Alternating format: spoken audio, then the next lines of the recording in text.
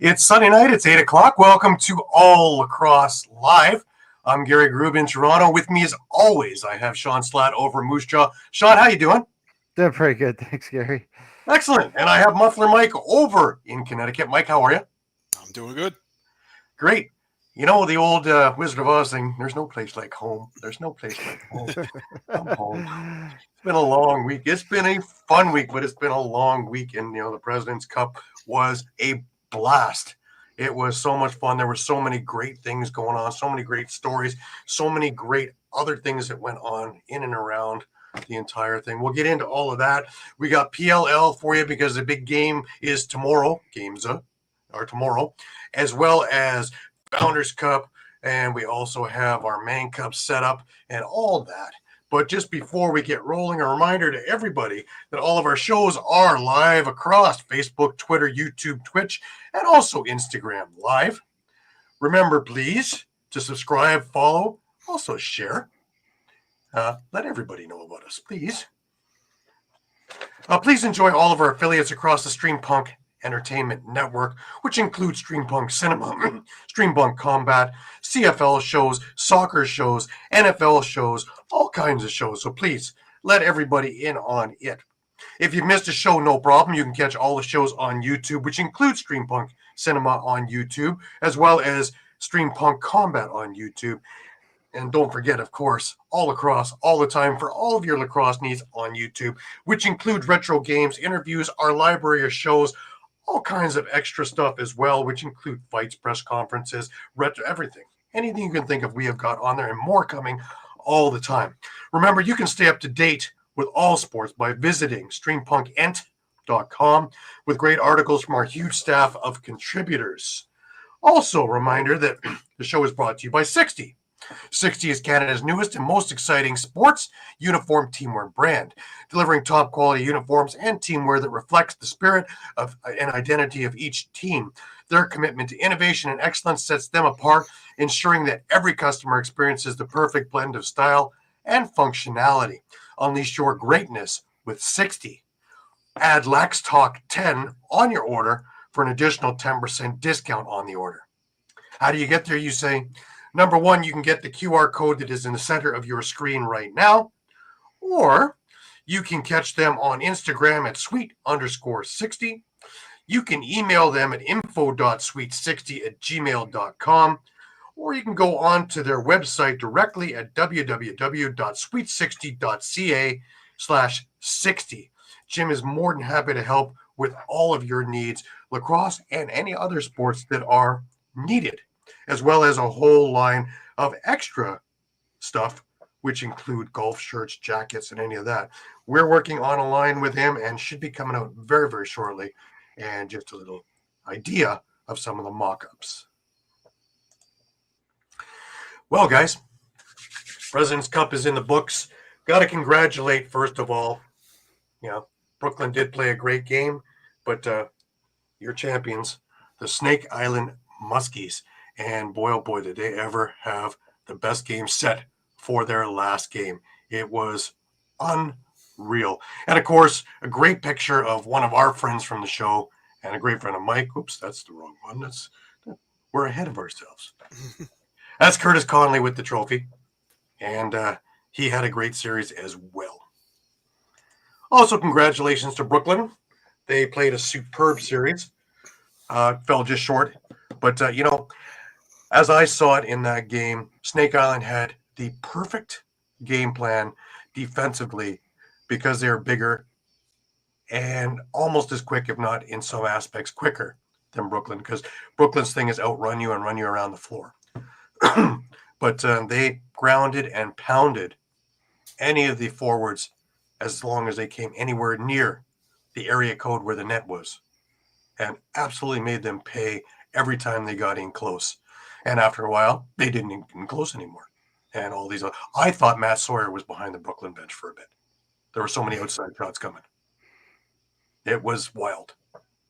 But, every time Brooklyn came inside and paid the price, they did get goals, but it didn't happen very often. They lost 11-5. But, of note, that's probably the best game I've seen Vaughn Harris play in a while. He had a couple of goals early on. Skylar Thomas was exceptional.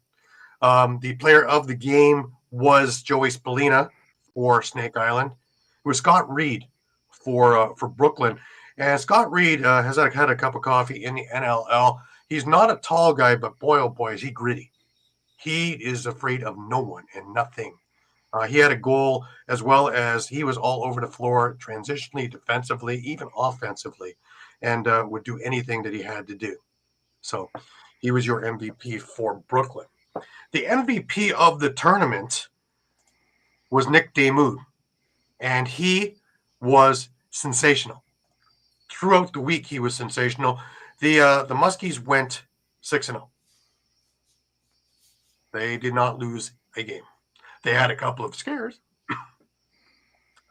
The semifinal game to an Edmonton team that, it looked like Panther City, guys. You had Cam McLeod in net. You had Dean Farrell, Cam Milligan forwards. It was Panther City. I thought maybe Tracy Kluski would get behind the bench for old time's sake. But they had a mediocre round robin. But boy, when it came down time to hit playoffs, they beat an Allegheny team that had Chris Cloutier and Chase Fraser on it, 14-13, in a game that was just unbelievable. Unbelievable. They were up, I believe, 8-2. Before you knew it, Allegheny was up 12-9. And you're thinking, well, that's it. Nope. It was 13-13 until a couple of minutes left in the game when Edmonton got, I think it was Dean Farrell got the game-winning goal. But then in stepped Cam McLeod, who was unbeatable against a powerhouse of Allegheny. And they made it to the semi that way against Snake Island. And that came down to the final couple of minutes in which, coming down the stretch, Edmonton was winning. It took actually, I think, 3 goals from Stephen Kehoe that put them in an 8-7 win that put them into the finals. So I guess teams need a wake-up call. And from that point, they were just unstoppable. Brooklyn, on the other hand, had a really great run. They went 5-1. They had some terrific games throughout the tournament. Of note, Alex Marinier and Will Malcolm had fantastic ones. The All-Star team for this tournament, some great ones. First team All-Stars, David Anderson of Six Nations. If there's any doubt about his talent level, he is the great grandson, I believe, of Gaylord Palace. Family is awesome. It was so great to get together with Michelle and Gail and all the rest of them from the Palace family. But he is incredible as a player. He can score from anywhere. He is unselfish, a great quarterback to everything. First team All-Star, first pick with David Anderson.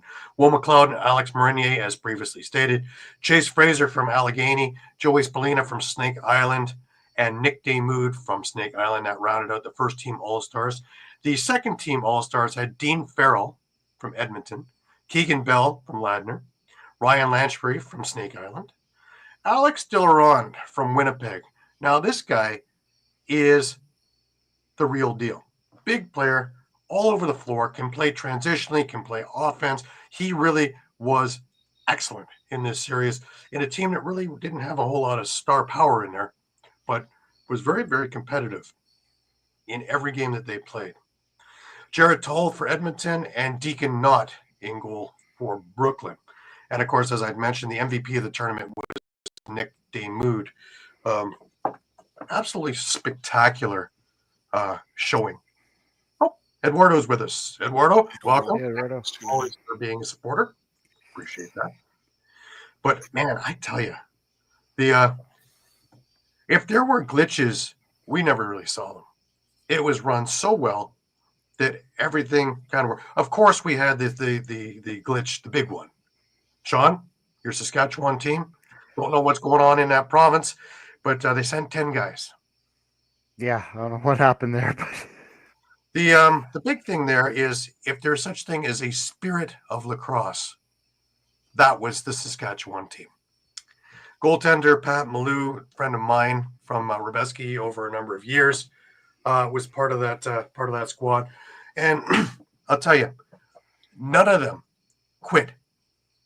Austin Shanks was on that team as well. None of those guys quit in any game. Some games got lopsided like hell, but you know what? So what? You had 10 guys. And it's always tough because, I mean, that's really just a put together team, right? Like, you don't usually send their senior B champs just because they're trying to put together a competitive team. Right. Right. So if there's travel issues or what have you, but well, the rumor was the chief pulled the money and they didn't have any funding. Yeah. To get the team there because the Standing Buffalo Fighting Sioux, yes, I got it. They won the thing. They were supposed to come, so that changed everything last minute. Now, what would I have done here from the mount is I would have made it an exhibition team, and I would have allowed them to take players from anywhere and everywhere to give them a couple of lines that they could be competitive. Now, would the game be counted? No, it would be a default. The team they're playing would win regardless what happens, and would get the win in the thing. They didn't win any anyways, right? Obviously, because you only had 10 players. Lots of heart, but 10 players. But I would have allowed them to play that way, so at least they're not gassed by the 10-minute mark of the first period, and they could play competitively and give these other teams I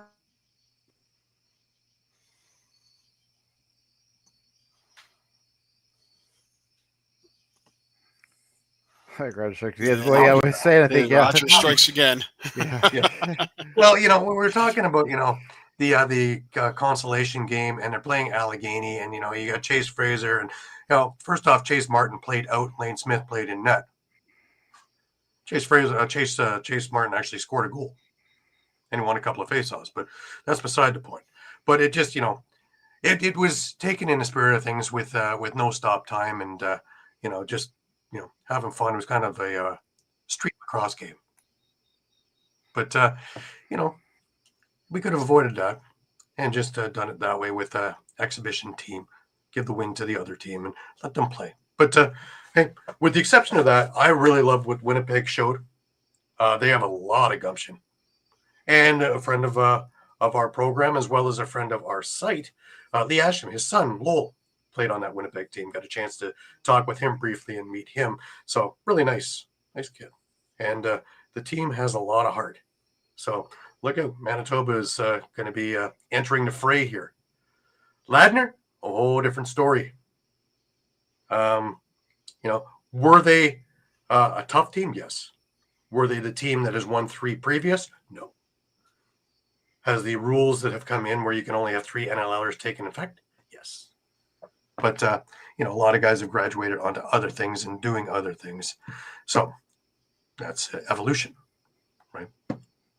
But, Edmonton was wound up with the bronze. They beat Six Nations 12-2 in the bronze medal game.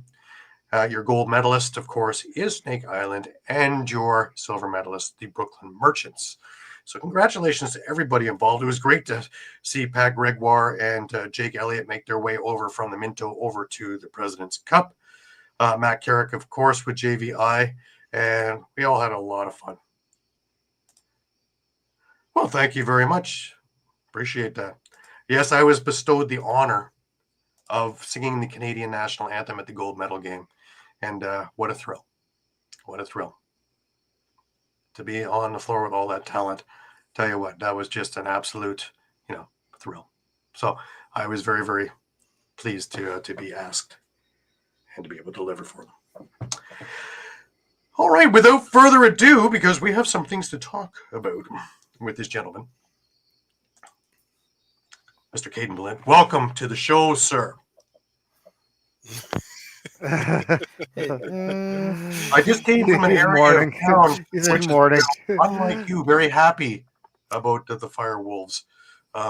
Everybody is talking about how they're going to get to the games from Whitby, which is all about 10 minutes away. The people from Peterborough, talking about their maybe 30-minute drive to the game. The people from Coburg talking about their 15 to 20-minute drive. People from Pickering and Scarborough, East Toronto, all of them talking about, boy, I hope the seats are cheaper than going to Hamilton. Because, the silly thing, right? And you know this one, Caden, is that the Toronto Rock moniker, which is out in Hamilton, is 70 kilometers away from Toronto. The Oshawa Firewolves, which has an Oshawa moniker, is 60 kilometers away from Toronto. So you all do the math on this one.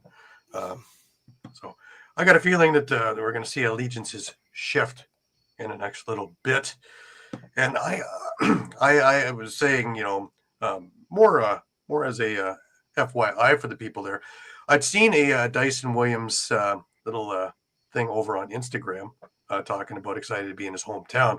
But here's the thing. I would, if I was the Firewolves now, while the iron is still white hot and people who even don't know about lacrosse are talking about this, is I would put a billboard in the center of Oshawa with Dyson Williams' picture in front of the arena with Firewolves players on the side of it and a big banner in front saying shop local and have Firewolves season tickets and a phone number and let people just chat for about a month and then get more specific than that. But that's what I would do if we were looking at how to market a team from the beginning.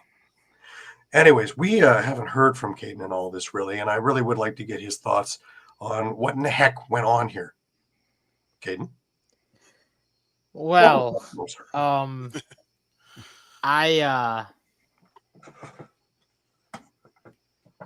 I honestly have no words about the whole situation that went down. When I've been working on a article about this whole thing, as well as I was able to interview some fans about their thoughts on it. So that'll be coming out within the next couple of days, which I'm excited about this one because it's thoughts on the whole thing, and it starts with complete shock. Specifically, and I list for a couple of reasons. For one, this is coming a year removed after they announced a 6-year extension at MVP. It was a 3-year base deal and then a 3-year add-on deal if they wanted to continue on. But a 6-year deal nonetheless. This is coming only a year after. And yes, the season was rough. But at the same time, which is another reason, this is a young team. This is something that they praised in the year that they went to the NLL finals, is how young that this team was. That this team was incredibly young. It's full of rookies. And you even saw that at the trade deadline by trading Longboat to get Peshko in that huge acquisition. Getting younger, but preparing for the future. And that was something that I preached at the trade deadline as well, is that this is not a move for now, but it's a move for the future. It's a move to keep this team at a spot where we know we're young and we're getting all this talent here, and now we're just ready to build something. We're ready to build something and grow something here. And that's what it seemed like was happening in Albany. That's what everybody preached as well. I mean, you heard it everywhere you went. It was all about, this community is amazing, and it's this fan base is rabid, and it was yes. Was the attendance a little weak? Yes. However, is Oshawa really gonna be that much higher in certain cases? That's my first thing about it. And you already mentioned it, Gary. It's so close to Toronto already. Why are we putting a team what was it? It's an hour away, I think. Not even. It's 45 minutes from Toronto. So I get the whole rivalry thing, but they're completely demolishing the Battle of the I-90 with Rochester, Albany, and Buffalo. And another thing that I've been preaching throughout this whole relocation is, and something that we've all said throughout the season, is the fact that how many talented players are just sitting there watching these games go down without a team to play on. They could, like, I don't know the whole basis behind it all, but they could have easily have made another team and put them in Oshawa while keeping Albany in Albany. But I don't think this is the league's doing. I think this is the ownership of Albany's doing. It's not the league saying, we got to move you. This is the ownership of Albany that you need to talk to about this. Oliver Marty, Mike French, the same guys who took Philadelphia and went, no, we're going to New England. Same people who took New England went, no, we're going to Albany. Now it's, no, we're going to go to Oshawa. And The upside is on this, and Mike, you know this one because we talked about this with the Ottawa team, is the money saved with primarily Canadian players is humongous. Not having to worry about, number one, currency exchange, not having to worry about getting guys over the border, not having to worry about a lot of the other intricacies. I believe the number that Rich Lisk had given us for the Ottawa thing was about $150,000 per game that the team was saving staying up in Ottawa as opposed to being in New York, Long Island. So I'm assuming that the numbers are pretty close, being Albany and being over in Oshawa. Now, you're talking about attendance-wise. Remember, Peterborough up the road gets 4,000 people a game for MSL games when everybody else is getting 100 in the summer. The town is legendary with all kinds of lacrosse history. So is Whitby, which is right next door.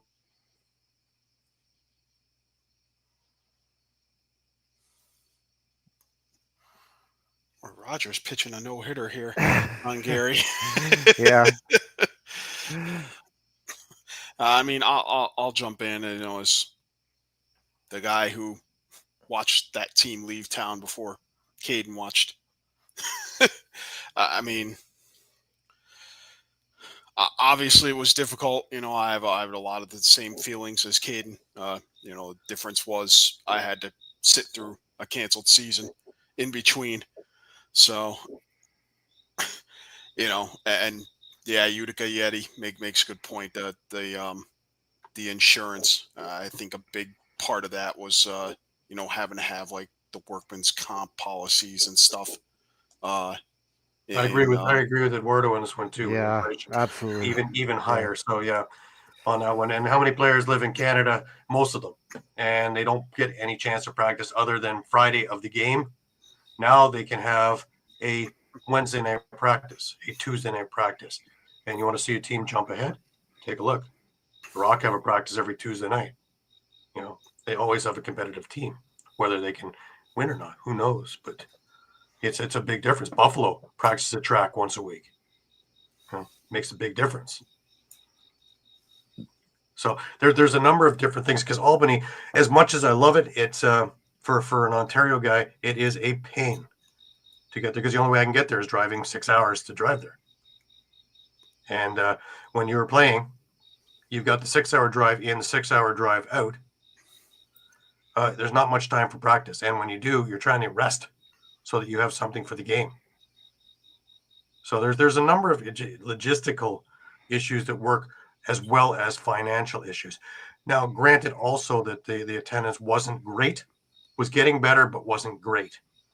And I guess they were looking at the big number down the road is, will it get better? And how and where and why? And taking a look at this solution. And again, you have 80,000 homes in the general vicinity of Oshawa, in the Clarington area. And it's a hotbed for junior lacrosse with the Whitby Warriors, as well as, again, the Brooklyn Club and the Merchants, as well as the Brooklyn Lacrosse Club, as well as up the road in Peterborough and Coburg, which is on the bubble in my eyes in Coburg. But needless to say, there are a lot of players. And again, you have I don't know how many players we have come out of Curtis, let alone come out of just the Clarington area. And the storied area. You're talking about where the Gales are from. You're talking about the Redmen. You're talking about the Lakers. You're talking about all the other things there. And Utica Yeti makes a big point here. Albany is a field lacrosse area. So until that would be established as a box area, it really isn't. It's twice now and hasn't really worked. What I do think is that they were looking at the picture of immediate and what can happen in the short term here, because you've only had so much thing, and they had an out in that 6-year agreement, and that had to do with attendance. So that was the out from MVP Arena by not hitting that number. So it's a pain. I feel very sorry for everybody out there, but it's business. And again, the league is why would the league approve it? Because they want to see arenas full too, because they're trying to get to be the fourth sport. Well, Panther City couldn't do it because you had white seats in an empty arena. It didn't look very good. If everybody's sitting on this the whole thing in MVP Arena and you have a lot of empty sections there, it doesn't look great on television either.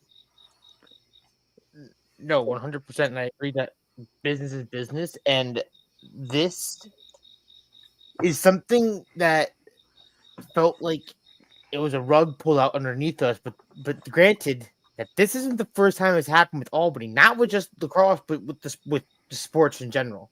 Right. And this is something that I've talked with my friends about and people about, is that Albany just can't hold on to sports. And But in the area that, too, right? Syracuse couldn't hold on to the smash.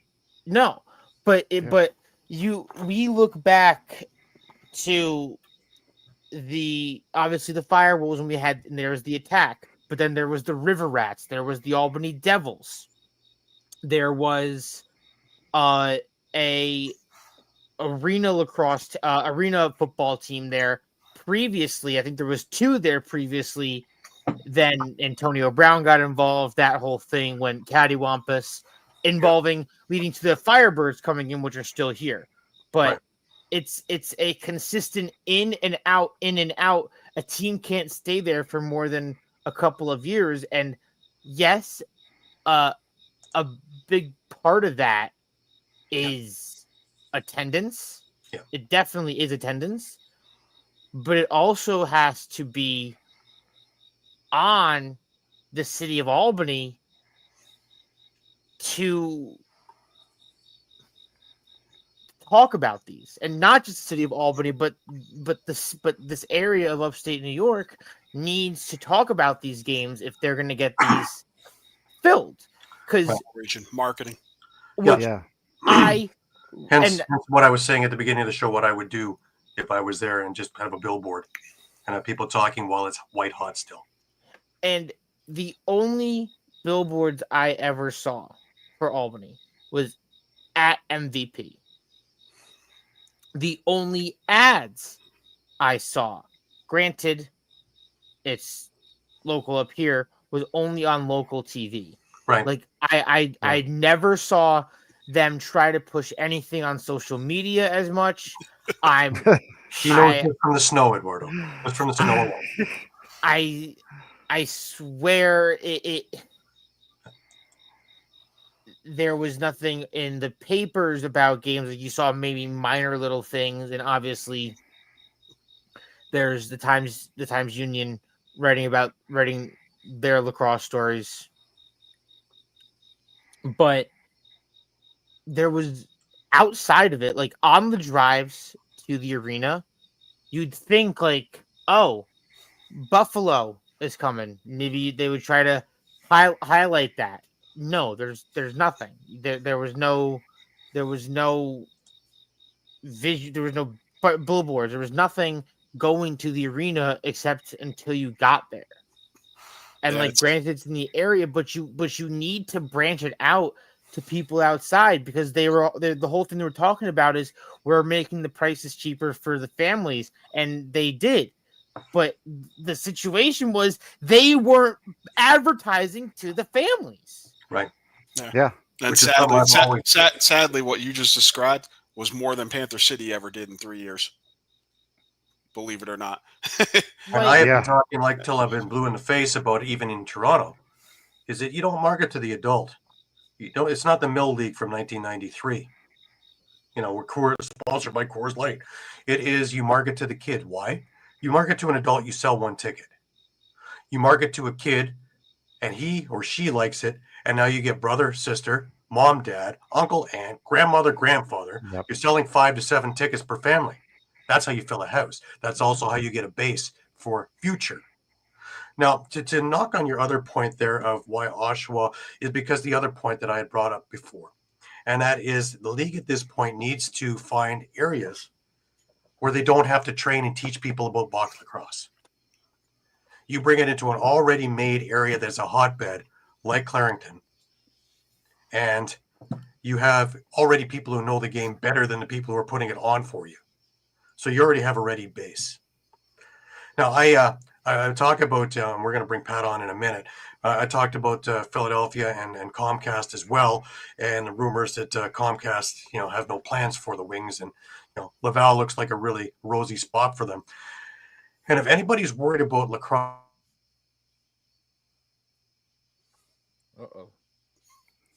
Strike 2. Yeah, we're on like strike 4 or 5 right now with Gary. But I mean, I'll jump in here. The marketing stuff. I mean, I wish I had a better answer for that. I mean, the best answer I can come up with is, Vancouver moved downtown in, was it 19? After the 2018 season, I think Vancouver moved back downtown, moved from Langley back downtown, and of course, Zach, of course. Rogers is trying to silence me. Won't happen, but they're trying. But the Warriors did. They did a ton of marketing. They got. They even got Paul Bissonnette, Biz Nasty, involved with with his PTO tryout and all that. That segued into their inaugural season, and he was at some of the games, and that was an attraction, and fast forward to now, and they're pretty close to breaking 10,000 for an average. Yeah, and they're a competitive team. I was just going to they're say, going to be on the short list probably this year for the NLL Cup. I was going to say, if you just look at Saskatchewan when they came over, I mean, the marketing was genius. I mean, you couldn't turn a corner without seeing a Rush billboard or, a Rush ad on the radio. And then when you went to games, they were bringing in celebrities like Bret Hart and all these guys to fill the stands and really kind of lure people in. Mm-hmm. A good person to ask, actually, if he's still on with the comments here, is Zach Boychuk, who played goal for Toronto, lives out in BC, and could tell us the difference of everything that's going on. So, Zach, if you want to add a few comments in there, that would be fantastic. But he was, of course, there during the rock years of Air Canada Centre, and in the rebuilds too, from the times not of the 16 and 17,000, but of when it dipped down to 8,000. And dipped down lower. And now the rebuild is coming on in Toronto through Hamilton, because Scotiabank Arena is way, way out. But, Rochester, Utica Yeti's got a point with Rochester getting Zed out there. Well, that's huge on a couple of reasons. Number one, their offense is ridiculous. But number two, being part of the native squad, and Seneca Nation owning Rochester now, they can dip into more of a Aboriginal root and really bring in that part of the crowd back to that group. And that's big. And my point was with Laval, between Snake Island and Kanawagi winning the Founders Cup, they're in pretty good stead there.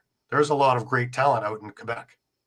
So don't fear if it goes there. And then your I-90 becomes the 401 rivalry between throw the QEW in there also for Rochester and Buffalo, but between Hamilton into Toronto, Oshawa, Ottawa, if Laval's in there, you're probably going to look at Quebec City down the road and then over down into Halifax.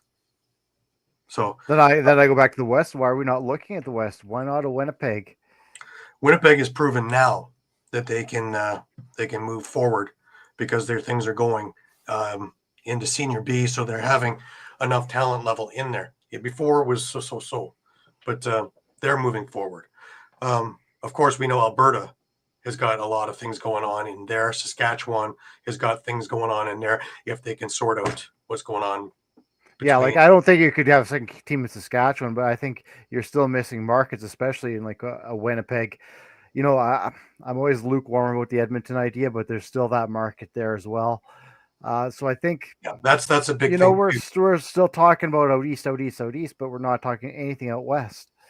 Right. That's great, but you're really saturating out east. Well, they've tried down south, and it hasn't worked so far. But I think in due time, and I think if they continue with the unboxed thing and get people actually learning box, when you put a team there, finally they know the team, they know the game. Unlike just putting it there and hoping you can actually have clinics and teach people. But Zach's got a good point there. And when Vancouver moved downtown and we're right on the SkyTrain line, and people from the island can actually get back to the island because you're right down there, as opposed to Langley, which was, an hour away from SkyTrain. So it's a weekend now you're doing. And if you're from the city, it's still an hour and a SkyTrain drive to get back to wherever in the hell you're from. So I was way out of the way. So downtown was a major move for Vancouver to be successful. And I seem. It depends on cost dollars and whatever's going on in the town. In Saskatchewan, I don't think there's near as much competition for an NLL team as there is in Toronto, which your entertainment dollar is stretched to the max between shows, restaurants, different events, the Leafs, the Raptors that are going on at the same time. So there's all kinds of other things that are taking up the dollars. Well, that's kind of another thing that kind of contributed to that, or at least that early success with the Rush was there was only one professional. There was only one professional team in Saskatchewan at the time before the Rush came, of any sport. So there was that missing market or niche. Like there was a need or a want for more professional sports in this area. We bring on Pat. Welcome to the show, Pat. Great to have you with us as always. And I would like to say that I know before we get into the PLL stuff, I know that I seem jaded about the whole situation, and I am, and I will not blur any lines. I'm not gonna try and mix feelings. I am incredibly jaded. I feel it feels like it's a betrayal almost in a way. However, I will say that everything that I involved myself with the Albany Firewolves was absolutely amazing. Everybody there who I met with the organization, who I dealt with in the organization, whether that was with Oliver Marty in the ownership leading down to the coaches and the assistant coaches, all the way down to the players and just the staff in the arena. Everybody there was absolutely amazing. It was it had something to say top down about the entire organization. And not only that, but they helped me get to become in the place that I am now, because without them, I wouldn't be here. Truthfully, I would not be in this spot that I am now. So even though there is hurt feelings towards them, there is all nothing but love, and I have complete thanks towards that entire organization. Yeah, and I mean, I'll echo that too. Without the Black Wolves, I certainly wouldn't be here. Welcome to the show, bud. Thanks for tuning in, Matt. I certainly wouldn't be here talking with you guys about it. I wouldn't be, nearly as involved with lacrosse as I am if it hadn't been for, learning about the Black Wolves and going to games, eventually becoming a season ticket holder and so on. Um, I will echo one more concern, and then I've got a question to kind of segue into Pat to let him discuss the Wings situation. But my only concern with announcing this move when they announced it is I want to contrast it with kind of the New York Riptide when they announced they were moving to Ottawa. They, did it March or something like that, and it gave them basically an extra 3 months to start marketing, since they had the partnership with the Ottawa Senators to start marketing for tickets. I'm a little concerned that the time frame here is a lot shorter, and I understand there's maybe a counterbalance in the fact that they're going to an area in Clarington where people are already knowledgeable about it. But I still have that concern about just the marketing aspect of it, and are they going to be able to get those, get the numbers that they're looking for? And why wouldn't they have announced this earlier if back in March they probably saw that they weren't going to hit the numbers that they wanted and that the opt-out clause was going to be available to them? Sorry, Mike. That's something I kind of always kind of wanted to bring up. And I think I brought up last podcast, and maybe Caden wants to chime in, is not so much the business side of what this house went down, but just how it went down in itself, the communication. And it almost felt like the rug was just kind of, pulled out from underneath when there was really no transparency to any of this. No, absolutely. Like I said, it felt like a rug pull. Like the first thing that I think anybody heard about it was the Stamper article.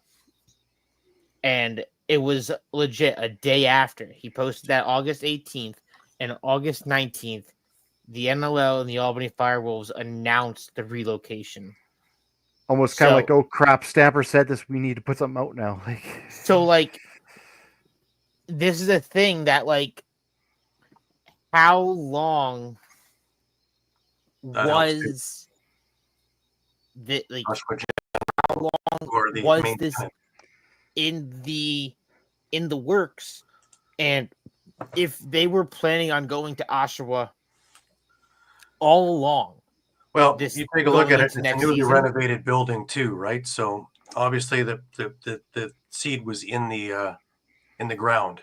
But final numbers from NLL probably pushed it to the brink when they looked at the out clause that they could get out, and this came about as the renovation's done, talking with the Oshawa Generals because they need more dates to this newly renovated place in an area that has a lot of people. It looked like an upside.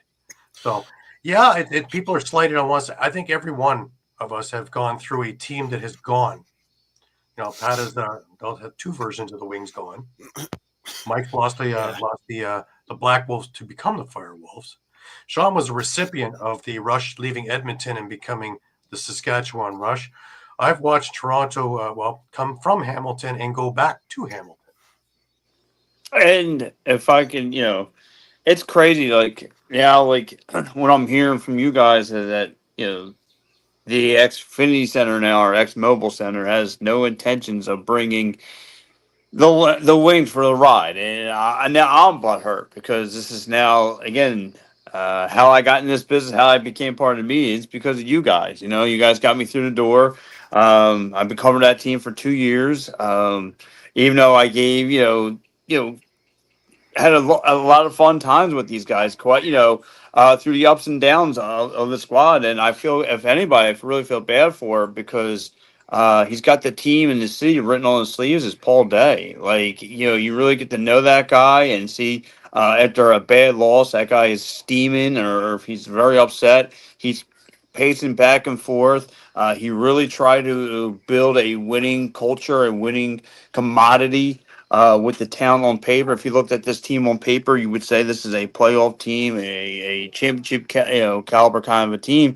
And he really tried to fixate on it, and even took a step back from being a coach to being just the GM, trying to surround Mitch Jones and Joe Resiterans with some talent, and made a change at the goalie position, all that fun stuff. Unfortunately, the shortcomings, and I guess the way they look at it, they're still not a draw. And Gary, to your point, I have a buddy that works at the Comcast Center, and he's got a hookup for me. So when I gave it, like I said, I didn't give it to my buddy because because I knew he had kids that play the game.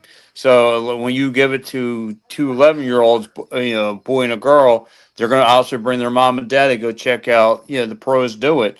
So that kind of, intrigues them to go and want to go play the game some more. But now, for the second time again, through my childhood, early, especially in the '90s, getting to watch this team a little bit. But now, again, they're going to get off to another city. Well, So, it's Pat- not official yet, but we'll see. But Pat, Hopefully not. your goalies, remember the President's Cup. Damewood won the MVP, and Deacon Knott was the goalie of the team in the who won the silver. So Right. that's your goalies. 1-2. You got. Because I thought the punchline was the other goalie. We don't mention his name no more. He doesn't play for this team no more. He tried to throw a ball at me. All right, we don't mention his name. So Pat, let me ask you, since you're down at that arena for just in the area in general, for Eagles, Phillies, Flyers, Sixers, compared to all of those teams, how much advertising are you seeing? See, that's the Wings.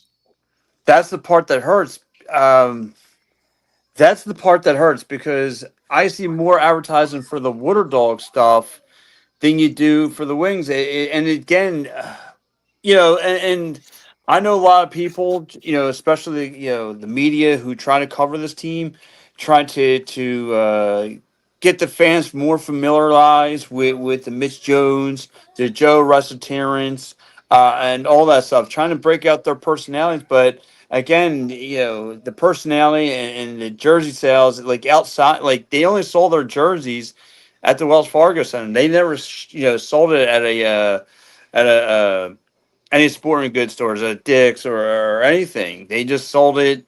You were at the Xfinity Center, so it's kind of hard, to see like the Mitch Jones at your local sports store. It's like, damn, like. I got to get this guy's name out there as much as I can. And I don't again, not to crash them, but, they didn't help us either because I don't know what it was. I don't know the truth behind the curtain, but they didn't help the situation when they didn't allow media to start interviewing the players and coaches this past year. It was the weirdest thing. We had to send it through a text or through Twitter or X now to ask questions. So me and another beat reporter, a close friend of mine who covers the team, were lost by that. But to go back to your question, I mean to revenue these players, it's hard to do because their jerseys are not there, and the more publicity, the better for these guys. Absolutely. All right, let's pivot away from this. Let's get on to PLL. We have the big game tomorrow. We have Caden. I'm with you on this one, man. Horns up. We got the Atlas. There we go. Pat's joining with us. I'm telling you. Which means that we will see a Water Dogs Outlaws final, most likely. I've been through this movie a number of times, Caden, even before you joined the show, and I've sat through I've sat through Victoria losing in the summer, followed by the Atlas losing in the summer, and it's becoming a Groundhog Day. It's an annual tradition. Well, like I say, the Shamrocks didn't disappoint, so I'm hoping this time around the Atlas disappoint me by winning. Damn it! Well, watch. This is what's truthfully gonna happen. The Water Dogs are gonna fully piss off Pat and win the whole thing. In Philadelphia. Yes, I want to see that. Yeah. They're gonna win the whole thing. If they do that, I am walking around in the nude for a whole week. I to beat what's left, to beat New York, Denver, and California. Yeah, Good luck. And especially, like I said, New York to me is going to be maybe have the big, or not New York, Denver's going to have the biggest downfall tomorrow, to me anyway, because of all the relaxation and plus of them playing around. I see them at the Union game, banging the big drums. Oh, they're having a good old time. But when you see that New York team, just again, they still have that taste of Philly took them to the limits the last time they scored off. To me, like I said, Philly's only got 3 guys who can score. New York has got primary, secondary, a face-off guy, and their goaltending, again, is not intimidated to play in this town. He knows how to win this I thing. don't know. I'm going to slightly disagree with that. I mean, am I concerned that there was no scoring other than from the attack position against the Whip Snakes? Yes. But I think it's a stretch to say they don't have the talent. I mean, you're talking about Jack Hanna, you're talking about Thomas McConvey, you're talking about Connor Kelly. They just need that talent to step up. But I'm gonna say that the problem was they just need to. I mean, I really think look, they're gonna. Yeah, they're Jason, gonna I'll need explain to- that in a bit, but it had to do with players of the game. A lot of that. yeah, they're gonna need. They are gonna need a total team effort. They are gonna need. There are things obviously that happened in the Whip Snakes game that they can't get away with happening again when they play the Atlas. Namely, again, the midfield scoring. They've got to get production out of Hanna, McConvey, Kelly. They're going to need, on the defensive side, as good a job as they did fighting the ground ball battles, causing turnovers. They got away with the win despite stats like Ben Randall and Ben Weyer not having any caused turnovers in that game. They're gonna need Randall and Weyer to step up. Now, I mean, they had other guys step up. They had Hudgens, they had Brower. I think they're gonna need to keep pushing transition. They're gonna need Christian Scarpello and Matt Witcher to pretty much run the entire game and find a way to not be exhausted by the halfway point of the fourth quarter, because they're going to have to do a lot of running to move that ball. That sounds like a tall order, my friend. And listen, you're talking about Travis Batiste. I don't know if I remember the guy who dominated the faceoff circle for the Wings for 2 years too. I remember that guy, so I know what he's capable of. Like I said, they got the faceoff circle checked off, and again, as good as but is Karen McCarter going to be the X factor tomorrow? Can he step up like he did against Maryland? Because sometimes he's the back of a milk carton. I don't know if he's got what it takes. And there's times when this team again showed it last week. And this falls on Bill Tierney.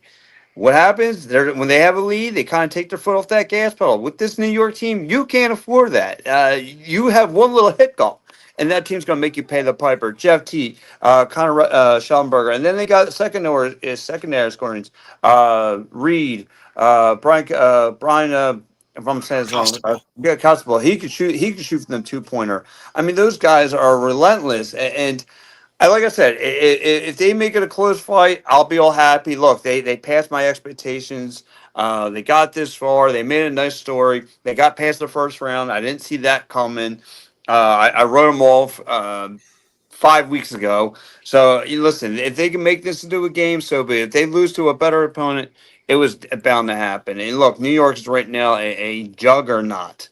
And we'll see what happens. I mean, listen, they're in the game, so you gotta give them a fighting chance.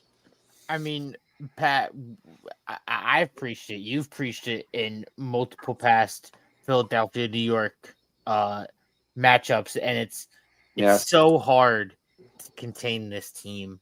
And it's like you said, you could just look at the three main attackers. If you're trying to cover Teat, there goes Schellenberger. And if you're trying, we're able to cover Teat and Schellenberger now. There goes Dander Dixon. Like, and if it's not even Dixon, Matt Trainer, you mentioned Costable, Reed. It's so hard for the defense to pin down just one player because another guy is just going to come into that spot and step it up, almost as if New York's like cockroaches, like in a way, like no matter how much you try and knock them down, no matter how much you try and cover them, no matter how much you try and kill them, you just can't do it this year, it seems. No, and like I said, it's been a great story for Philly. Again, they surprised me with the win last week. They played great down low offensively. They turned up the turbos. Michael Sowers create separation. Kieran McCarroll found himself open in a couple plays. But like I said, outside, like I said, you need Kieran McCarroll have that same game that he did last week to this week. And I don't know if he can because I know Jeff Teague is going to bring that. He's going to be consistent. I know Colin Strover, like I said, we just mentioned all those guys who are going to be playmakers. Travis Batista, ball hog. He's going to demand getting the ball from the faceoff center. Liam Enterman, he rises best in Philly. I've seen it. He doesn't shy from playing at this home. So it's gonna be a game. Like I said, I'm hoping for the best punch. I don't see it. But they did give New York a thrill of a ride. The last game of the season, and hopefully they can punch their ticket. But like I said, to me, it's going to come down to Bill Tierney too. I mean, he can't let when you see New York start cooking, because you will. When they start getting that kitchen, they start cooking. You need to turn off the stove. You're going to have to turn off the sink. You're going to turn off every piece of equipment that you got going on, because when they start CJ cooking, Kirst, would you protect Huh? CJ Kirst? He'll be a rock on Saturday. Just protect CJ Kirst. oh yeah. Draft happens Saturday. We protected the other guys who were coming on board over at the President's Cup, but protect CJ Kirst, would you? He's going to be a rock on Saturday. He will be a rock. You're right. He'll be a rock on. Sure. And on top of all of that, like Philadelphia really needs to be perfect in every sense of the way. But here's the other thing.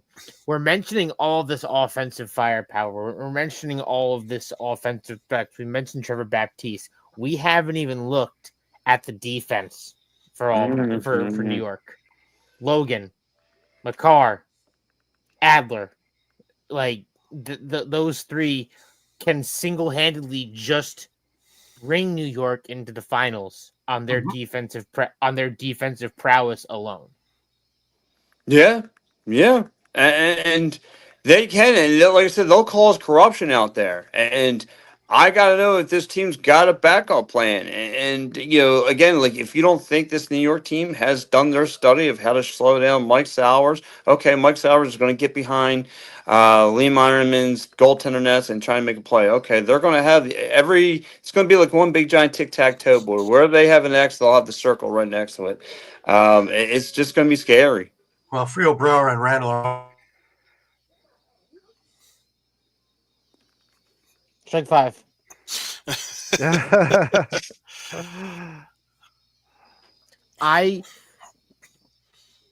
It's another thing. Like, you preach a lot about Bill Tierney.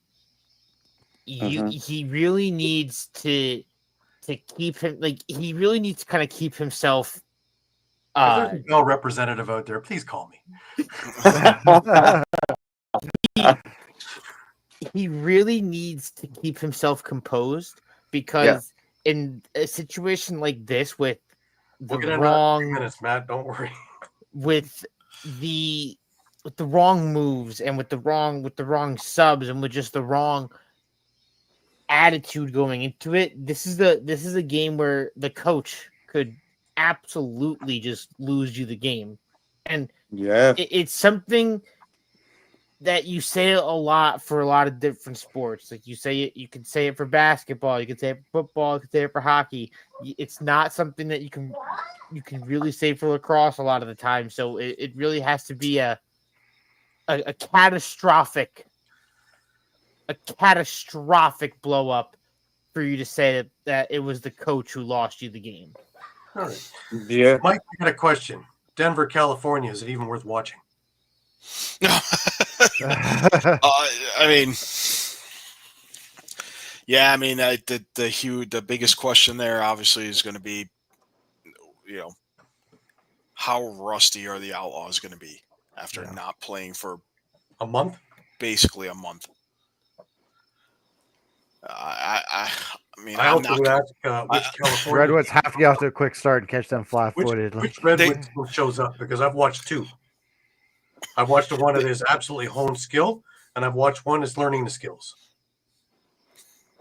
So which one shows up? It's amazing the tale of two Redwoods we've seen this season up until now, from the absolute dog water start that they had at the beginning of the season. What I think it was 1-3, 1-4 to start out the year for California, and then just this 2-5. Well, they won their first two, and then they went on that 5-game losing streak. That's They had to win their last three to. So it was this high start, this quick two game start, to lose 5 straight, get swept in their home series, and have to look on the outside looking in. You're not looking like New York. You're not looking like Denver. You're not in a position where you can safely say that we can make the playoffs. And then they fought and they clawed and they battled and they fought every single way, and every single aching moment. They battled for every single inch, every single goal, every single moment up until this point. I don't think it's gonna end. This feels like it's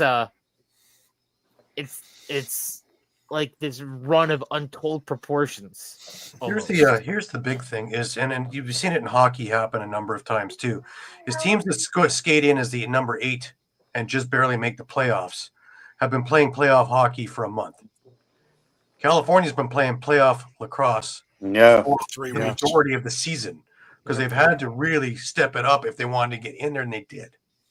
Denver's had a month off. Are they, Mike, you had a good point, the rust. Are they able to crank it up in time before this thing becomes a farce? And how big is a big lead? Because we've watched Atlas blow big leads, and they're the top of the heap in my eyes. And, So, and I Yeah, guess I mean, I think that's, I think California's prepared for it to some extent, in the fact that, Coach Anthony Kelly has that game plan where when they're winning faceoffs, they're very quickly utilizing that 32-second shot clock. Right. And they're constantly trying to turn that possession into an instant goal, without a shot clock violation. They're trying that every time. And not that other teams aren't, but they're utilizing that 32-second clock. And they have all season a lot more aggressively than anyone else in the league. So that, that's going to be the key to them getting out to an early lead. Yeah, that's why I say get out to an early start, right? Is if Denver is going to come out rusty, get up and get a good lead, because if they start getting their feet back, at least now you're making them have to at least battle back. Yeah. Frighteningly enough, every one of us picked California. Every one of us picked New York as well, but every one of us picked California. So Philadelphia, Denver, it is in the final. So this is my thing with Gary. What you were saying is just like an eighth overall seed. California has been playing playoff lacrosse for about 3-4 weeks now. Mm-hmm. While not only with this rest has Denver not been playing for a month, but you can even argue that they haven't truly been focused on the playoffs up until now, with of how big of a lead they pushed in the standings, and how much they held the top. that this could have been a situation where they could have been in like La La Land for maybe a month and a half to 2. And it's a situation where, like you were saying, will they be ready? And I love that comment from Utica. You guys know he's my guy. Charlie Bertrand Truther. I am the Charlie Bertrand Truther. I am, have been, always will be the Bertrand Truther. He's back, guys. Yeah, You see the glow Yeah, just he's came on back. Caden's face? You see that? The eye is smiling. What they saw Charlie Bertrand's name? Smile. Oh, that's my guy. yeah. And I just want to point out that the way Denver's season went is almost the opposite of California's. They lost the first 2 games, made the goalie switch, and then won 7 straight. So this is going to be a very interesting setup for no matter who's there, what is bound to be an electric PLL final. Agreed. Yeah. Agreed. All right, let's leave it there because we got to talk about some Man Cup still and a few other things. Caden, as always, man, it's a pleasure. Can't wait to have you back on. We're doing some more stuff. So please, hopefully you'll be back with us next week. Keep an eye out for what I'm going to be branding as an exclusive with interviews. So keep an eye out for that coming out this week. Looking forward for that because that will be on All Across all the time, as well as all the main parts of the Streampunk Entertainment Network. But Caden is also moving, and he's going to go down the road a bit, and he's going to help us out with Rochester. And looking forward to that. Nighthawks #1 now. Zed Williams is going to bring us to the championship. You're going to love that place and that organization. They're great. I love going in there, and I love the people in Rochester and all the other things that go along with it. So looking forward to meeting up with you in Rochester as well. It is the halfway point between both of us. Absolutely. I'm definitely trying to get to some games out there. Absolutely. Looking forward to it. Caden, as always, I appreciate everything you do, and we know that you've been through a bit of a trying time with all this, and it looks like you're coming out of it just right. So we'll get there. Arms up and chin up. That'll be what I say. We'll get there. Hopefully the news that I heard is truthful. Very good. All righty. Thank you, guys. Have a good one. Take care. I was Caden Balint, and we will have him back, and he will be our Nighthawks reporter. Wonderful. Well, guys, it brings us over to a couple of things. Number one, we have a Man Cup set up, and that'll be starting this week. Well, next week, 5th. But it is Six Nations who beat Peterborough 4-1. And they're going to be facing New West. So that should be a barn burner of a series. As Matt was asking, picks, does anybody have New West in their sights? Shawn? Fortunately, no. I mean, they're a good team, and they're going to pick up Marcus Clarich, Elijah Gash, and Ryan Sheraton. Plus, they got Owen Grant coming in. But, oh, man, up and down that Six Nations lineup. I mean, New West is a very good team, but Six Nations is just that level up, right? Yeah. Like I said, just to make it official, there it is with the trophy. And, of course, Dane Smith, who had just an absolutely wild final, who single-handedly destroyed Peterborough. Single-handedly was the MVP of that series. Unbelievable, the series that he had. But that starts again on the 5th. And, Shawn, you'll be taking care of some of those games for us, will you? Yeah, I can definitely take care of those. You bet. Awesome. I have Six Nations as well, but I honestly think it's going to go 7. Really? I was going to go with Matt. I think Chiefs in 5. Isn't that funny? Last year I did that with Victoria, and that didn't work out very well. Absolutely. I have Six Nations honestly in 4. I just think that they're even stronger than they were last year. I think the additions that they made on that team are just unbelievable. That and everybody is on the same page. Of course, we all hope it goes 7. Oh yeah. I would love to have as much Yeah, well, lacrosse. I'm not ready think, for the summer to be over yet. I think I'm basing that a bit on. I think this new West team is better than the team that went in 23. So 23, I have that right. 23. Right. Yeah, 23. And Utica, I am trying my best. The next one on my calendar is trying to get out for Laxney. Go Bats. Love the Rochester Bats. We're going to have Mike on the week before he goes out there and to talk about the absolute juggernaut team that he's putting together. And it's going to be a great old time again. And I look forward to, hopefully seeing the Bats repeat, which would be 3 championships for them overall. Couldn't happen to a nicer bunch of folk. But that's up in the next few weeks. So the NLL. Let's chat a little bit about that just briefly. We the free agency deadline or start passed with absolutely nothing happening because, well, we don't have a CBA, so nobody's really going to do anything other than talk to one another. We had a number of players that stayed on with their teams, and that's the thing that I think we're going to see a lot of. We saw one trade, and that was, of course, Toronto. And they traded Brian Cameron over to Colorado, and in return they got a second round pick in the 2027 draft, which is humongous. This 2027 is even bigger than the 2026 draft, which is deep, deep, deep.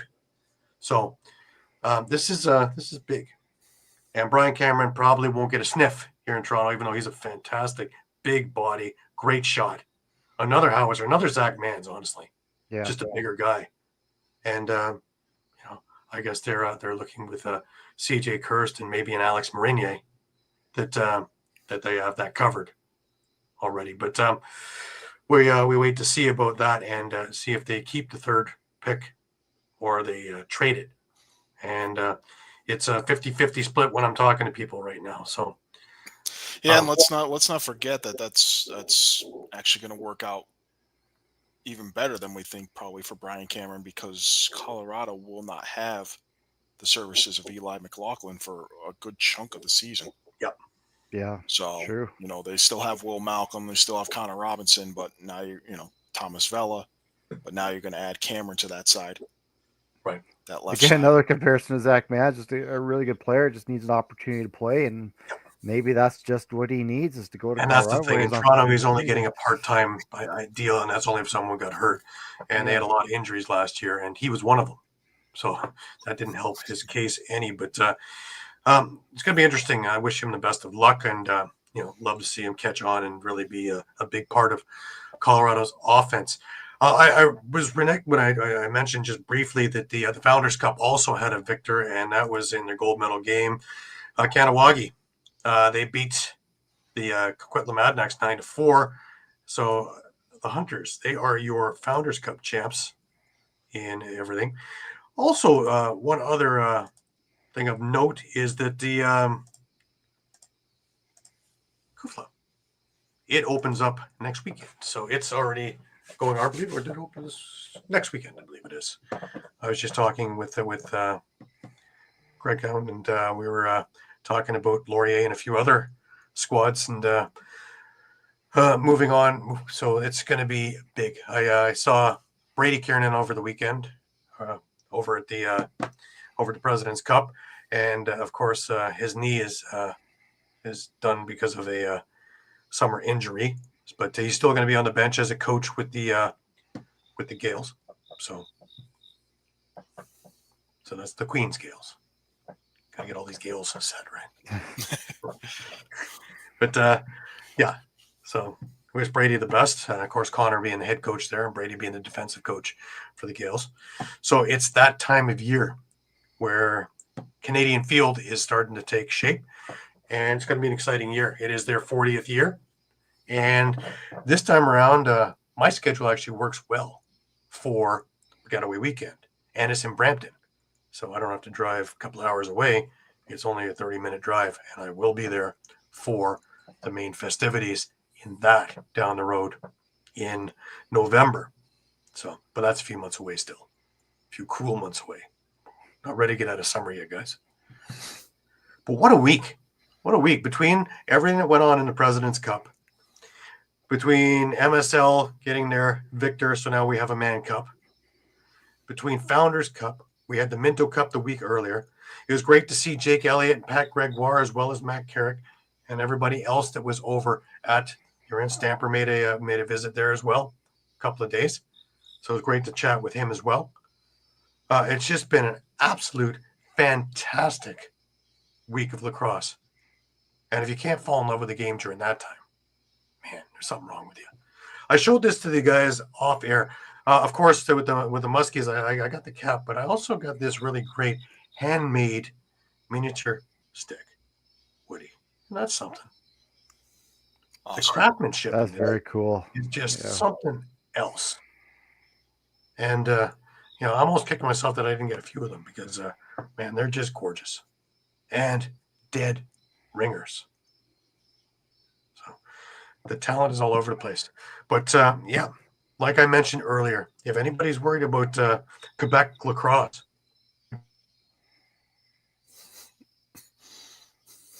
Quebec lacrosse is fine. Gary's internet, not so much. Yeah.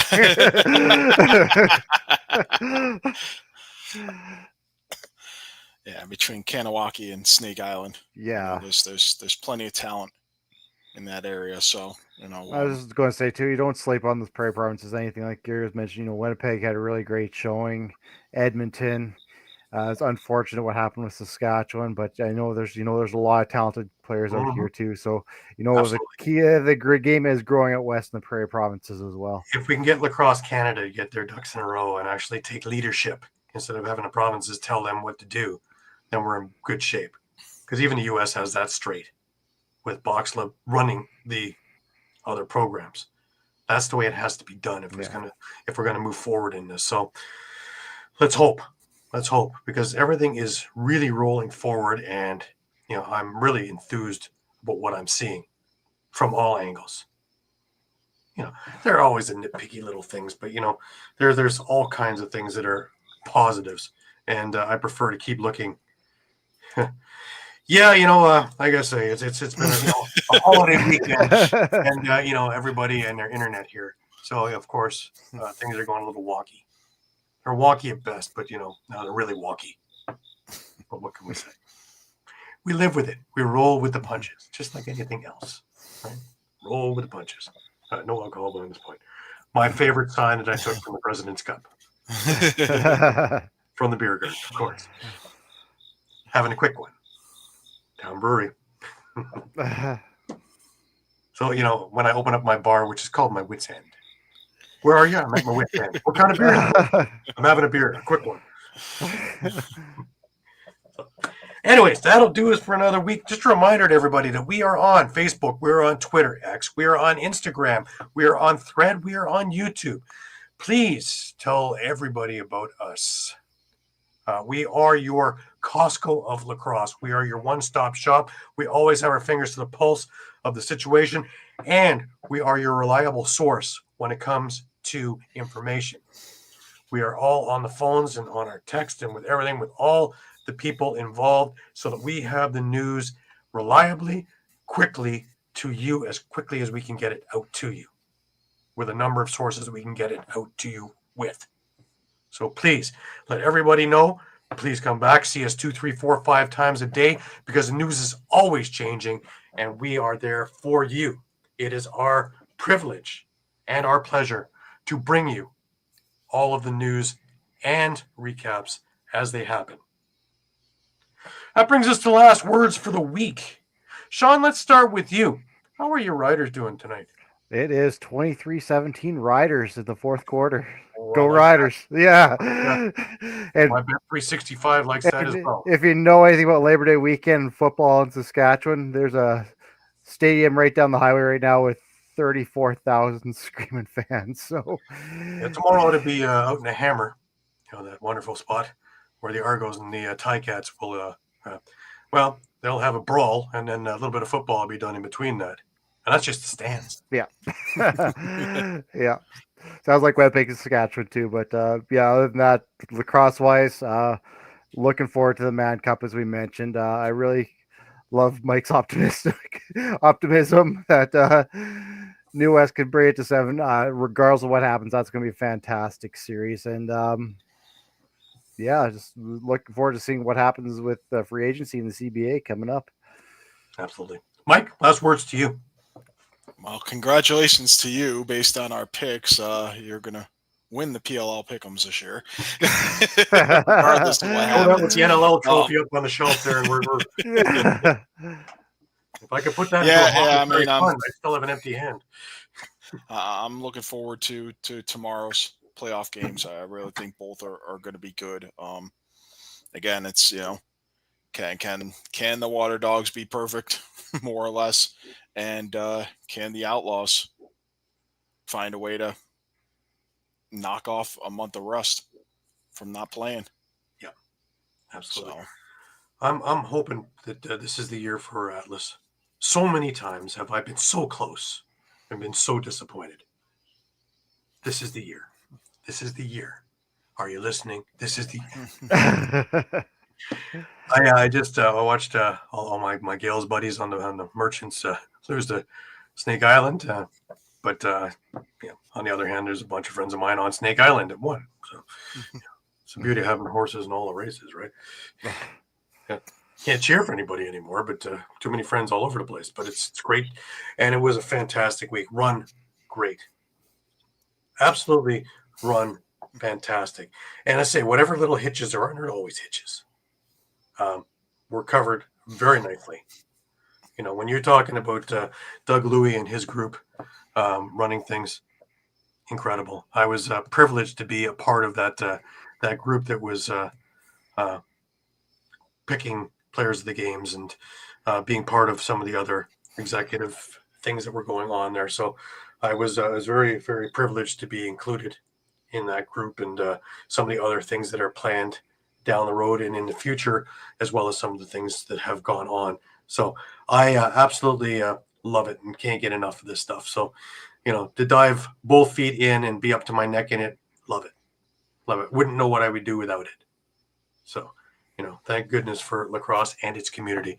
And to see everybody from all walks of life be there and to have a full house for the gold medal game.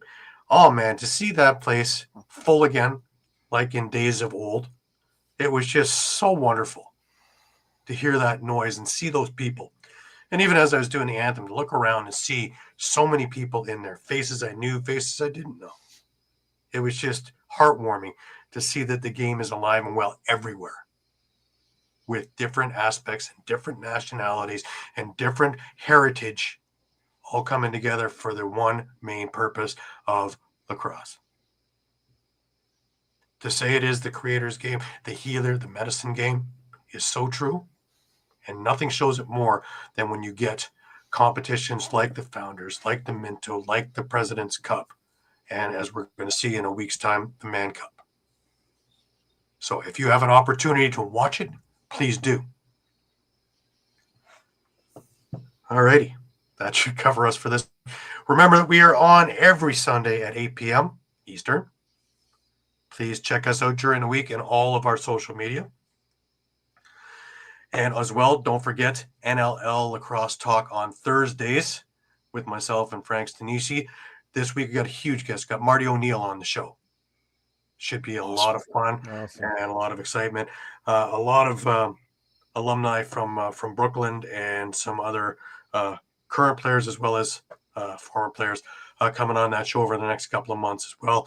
Bob Tearing and a couple of the PLL people are going to be on there as well. Might even have another visit from Lars Tiffany down the road for a part 2. So a lot of things in the works there. There's going to be some great guests over the next number of months. So please remember to tune in 4 p.m. on Thursdays as well. Well, that'll do us for this week. For Shawn Slaght over in Moose Jaw, for Muffler Mike over in Connecticut, I'm Gary Groob in Toronto, wishing you the best of weeks. And as always, remember, keep your sticks high, keep your spirits higher. Until we meet again next week, 8 p.m. next Sunday. Have a great week, everybody. Take care.